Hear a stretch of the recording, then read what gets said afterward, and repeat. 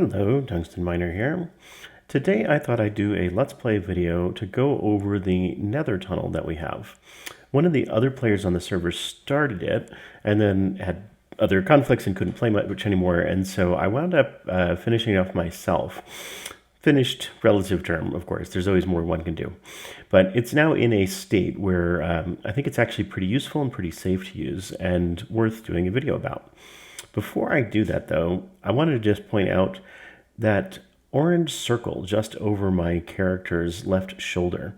This is actually part of the portal gun mod, and it's a portal that goes back to my workroom at my base.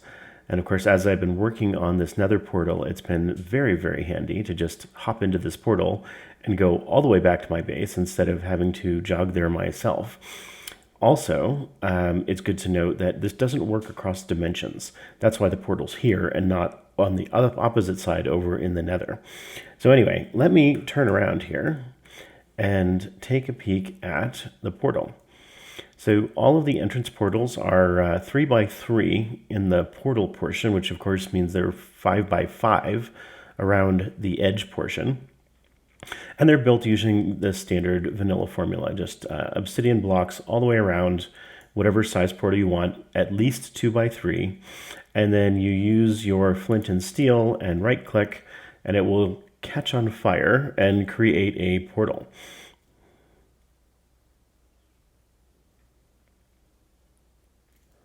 And here we are in the nether.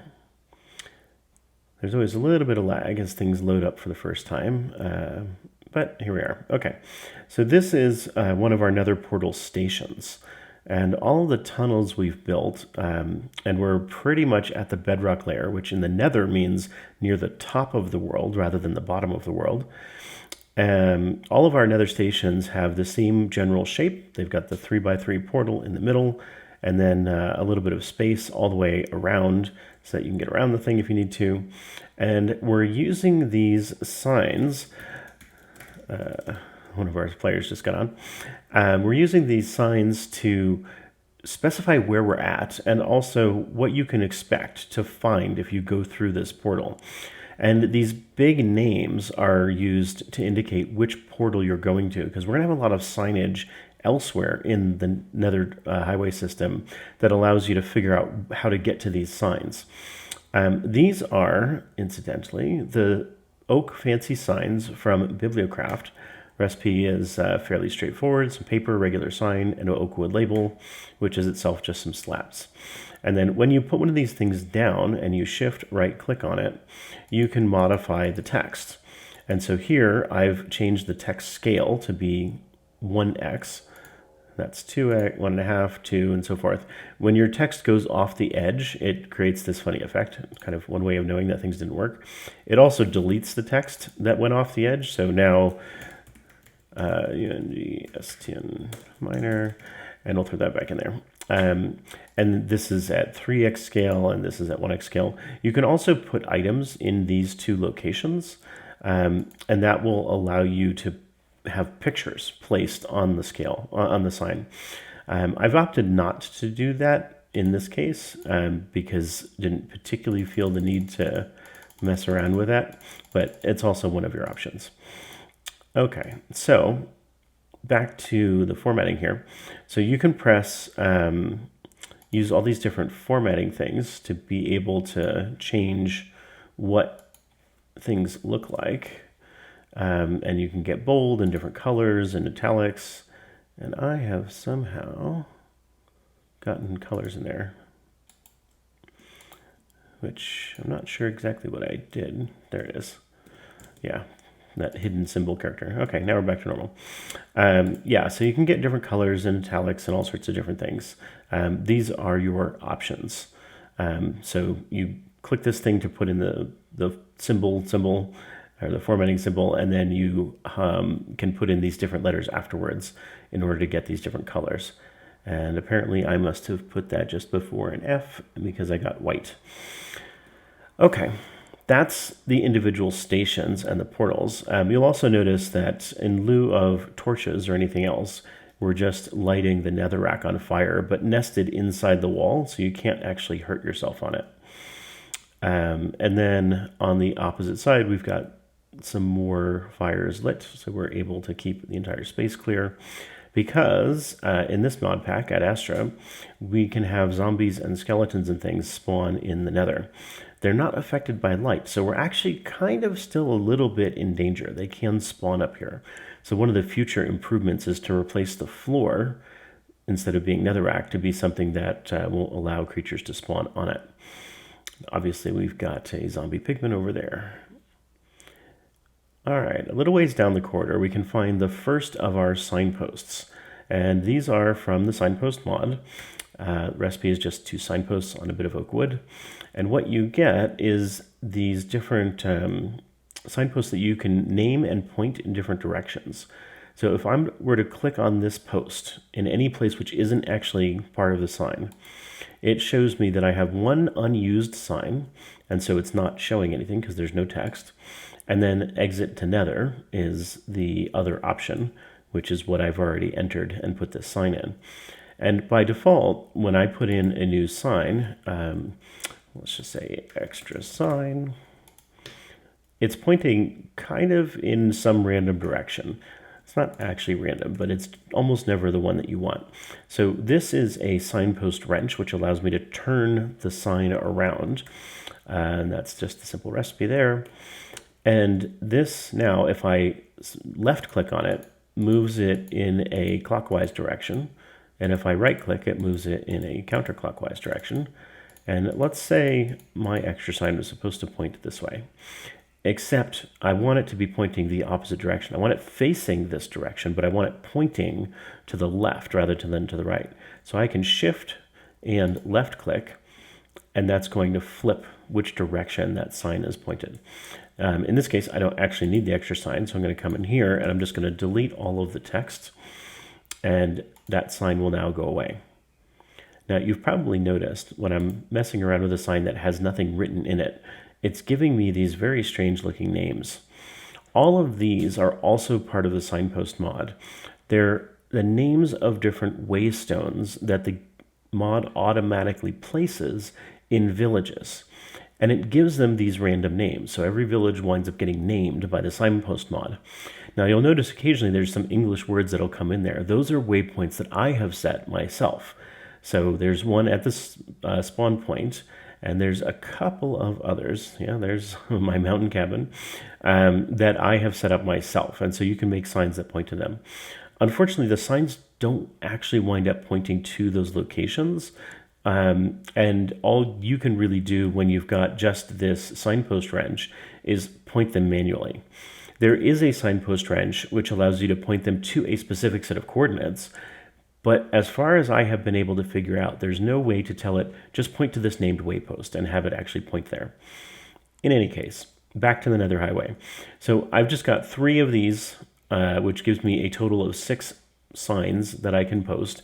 I generally leave the bottom one empty because it looks best, and then I'll fill in the others as I need to. In this particular case, there's really only 2 destinations close by here. This one goes back out into the open Nether, not part of the highway, and then this one obviously goes to the rocket portal, which is where we just came from, and then all other points. Well, that's because everything else is in this direction.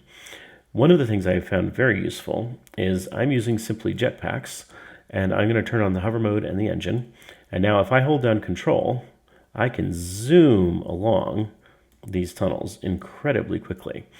Now it burns up fuel incredibly quickly as well, but that means I can get around the world really, really fast. So here's another set of signs. Of course, back to our exit to Nether, our rocket portal. The desert portal now is off to our right. That's a little ways south, and so it's going to drop us out back into the overworld in a desert biome. And again, all other points are down this way. And as you can see, there's a skeleton there whom I'm going to just ignore because I am much faster than he can cope with. And we'll drop off now that we've gotten to this signpost. And then for most of the Nether Highway stuff, it's really a long stretch that goes north-south because in our world at Astra, the spawning of all the biomes is on a similar axis to Earth, right? So northern stuff will be colder and southern stuff will be warmer. And so what we really wanted to do here is build a highway that allows us to easily get to those extreme climates, because we want to live kind of in the middle. So all points north and points south are labeled. Rocket Portal is a particularly interesting one because it's very close to one of the players' bases, mine. And then River Portal and Soggy Portal happen to be the two nearest portals. The Soggy Portal comes out in a kind of swamp jungle biome area, has a couple of interesting things in it. In fact, why don't we just head down that way and take a look.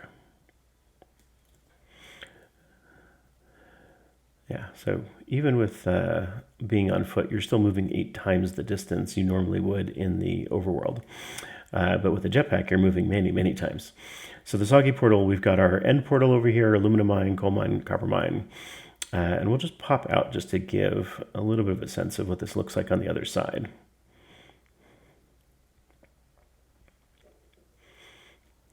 Okay, here we are. This is a conventional portal. This was built by the earlier player who started things. And I only started making them bigger as I noticed that that looked a lot better. When you're dealing with 3x3 tunnels, it's nice to have 3x3 portals. And this connects in with the roadway system that I covered in an earlier video. And so we're using the same sorts of signs here in order to talk about how to find your way around in the overworld. And in fact, that was so successful using them in the overworld that we decided to add them to the Nether Highway as well. So I'm going to head back in, and we'll take a trip to another single location, I think, and then we'll call it quits for this video, because really they're all kind of similar, on purpose, of course.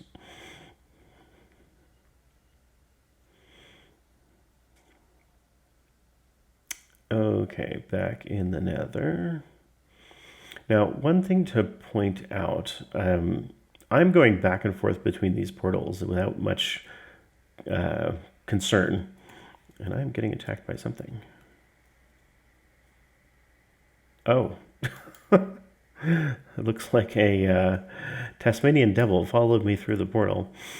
Yeah, I'm going back and forth through these without much concern of winding up at weird places, because we very carefully removed any other nether portals that were close. And there's a lot you can read online about making nether portals. It's a vanilla mechanic, so there's not anything crazy to do with mods in this case. But what can happen sometimes is if you have 2 nether portals that are close to each other, they'll wind up having an overlapping area where when the player goes through a portal, the game goes through a discovery process where it's looking for, what portal you're going to come out. I think we're going to go one more north from here. It's looking for where you're going to come out, and it's trying to just discover that location each time you go through. So just because you come out at a certain portal one time doesn't mean you're going to come out that portal every time. If it's the only portal within the search radius that the algorithm finds, then it will be consistent. You'll always come out that place. But that will change, of course, if somebody else makes another portal. You might accidentally go through one portal, do some stuff in the Nether, and then when you come back, wind up at a different portal in the overworld, or even vice versa. So it's pretty important to only make Nether portals pretty widely spaced apart, at least 256 blocks away from each other, in order for all this to work up. And the best solution really is to have the Nether portal at the coordinates in the Nether, which are 1/8 the coordinates matching in the overworld. That's a pretty good way to deal with things so that they always find the one you're expecting them to. You also wind up wanting to have only one portal within those regions so that they don't mix up with each other. So this is the portal that brings us to one of the other players' bases. I figured I'd do a quick walk around over here. Okay, so he opted to put his portal down here. He's obviously gone and made a nice staircase since last time I was here, because that's all new to me. Oh, okay. Yeah, he's always working. Okay. Nether Highway, shore portal. Very nice. Whoa. A little bit of lag. This house is new to me. I haven't seen that before. And it looks like the rest of this stuff is as I remember it, mostly. So he's starting in on building his big base. And obviously he's just partway into things. Got a little bit of a field going over here. He's got some paddocks for his horses, a little bit of trees. And then this road here actually is part of the same road that goes all the way back down to my base, which, as you can see from the distance we traveled through the Nether, has got to be a really extraordinary distance away. And in fact, it's a little bit more than 5 kilometers from here. And he has obviously decided he's building a little house by the shore. So we're going to head back into the Nether.